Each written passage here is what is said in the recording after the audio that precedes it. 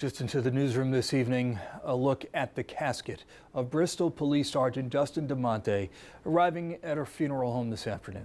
DeMonte, one of the two officers shot and killed after being lured to a home in Bristol. Here's a look at the scene in North Haven. As you can see, dozens of police officers from across the state saluted the hearse.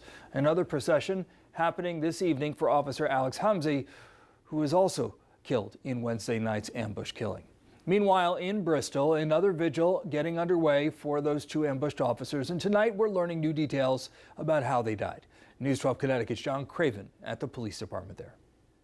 As Bristol remembers the two officers killed here, this memorial outside the police department continues to grow this evening. There will be a vigil here tonight. A lone patrol car, now the symbol of a small town in mourning.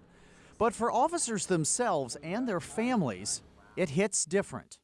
I wanted to be a police officer growing up as well, but just over time it's just getting worse and worse, the violence and all that. Compounding the grief, the lack of answers. 310 Redstone Hill Road, shots fired, officer down. Connecticut's new police inspector general has taken over the investigation, but the IG hasn't released any new details about what led up to the deadly ambush. Today, the medical examiner did say Sergeant Dustin DeMonte died of gunshots to the head, torso, and extremities. Officer Alex Hamzy shot in the head and torso.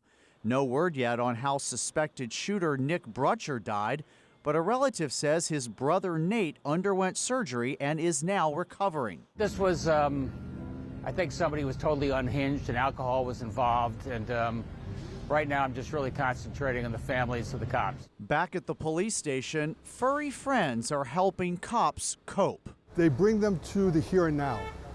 After what they've witnessed and what they're currently experiencing, it stops that mental cycle of thinking about it. Like we mentioned, there will be a vigil here tonight in front of the police department. We will be there and have updates for you starting tonight at 7:30. In Bristol, John Craven, News 12, Connecticut.